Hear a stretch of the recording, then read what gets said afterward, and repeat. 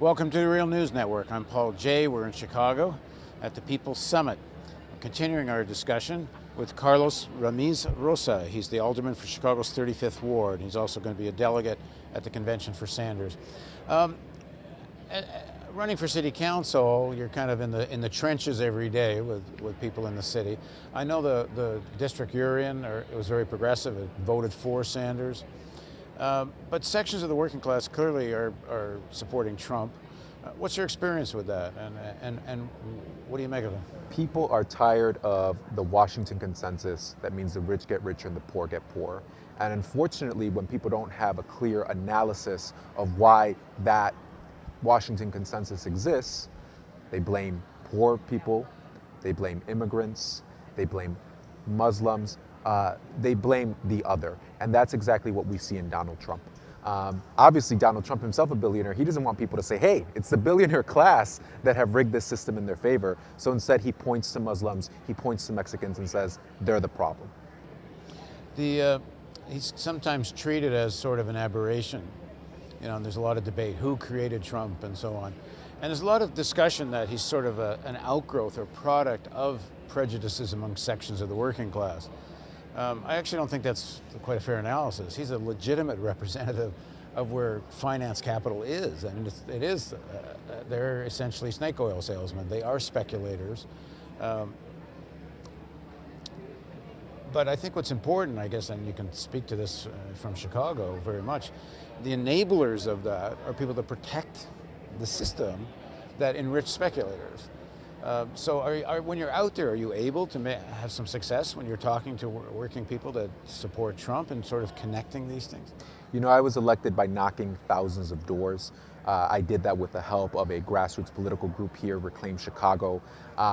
When we have conversations with people at their doors, with our neighbors, we talk to them about this rigged economic system. We talk to them about how the billionaire class has been able to buy politicians by making very big campaign contributions. People get it. People understand that this system is not rigged for working people. It's rigged for the billionaire class. So it's about having that conversation, right? Unfortunately, we can't count on the corporate media to have that conversation with the American public, to be truthful about what's really going on. And that's why the way that we found get around the corporate media is by knocking on doors, is by taking the message directly to working people. When you knock on somebody's door and you say, hey, what's impacting you? What's wrong in your community? And they talk about divestment from schools. They talk about crumbling infrastructure in their cities. And you then connect that back to an analysis that says, hey, there's money in our local government. There's money in the state house, but it's not being invested in our neighborhoods. It's being doled out to big campaign contributors. They understand it. They know that that is what is going on. And they reward you with their vote if you say, I'm going to fight against that. So unfortunately, the corporate media isn't going to spread that message, and we have to take it directly to the people. It seems to me that you can kind of segment the Trump support, kind of working people who could even flip between a Sanders and a Trump, because they kind of, from the outside, the messages sometimes don't look so differently. But there's a core, it seems, of what you'd call more fascist, more consolidated racist core, the kind of sections that real fascist movements get built on.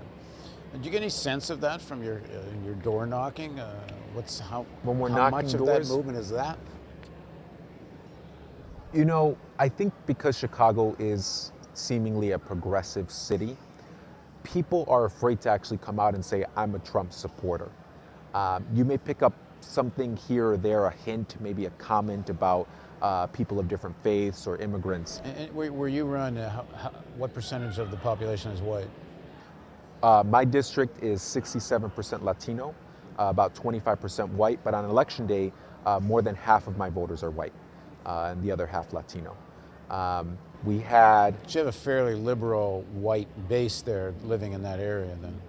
You know, people overwhelmingly supported Bernie Sanders in my district.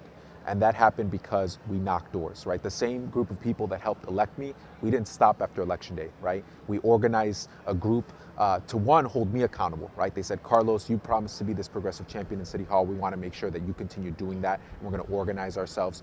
But secondly, to make sure that we could continue to deliver votes in our district to progressive candidates. So we delivered this majority Latino ward to Kim Foxx.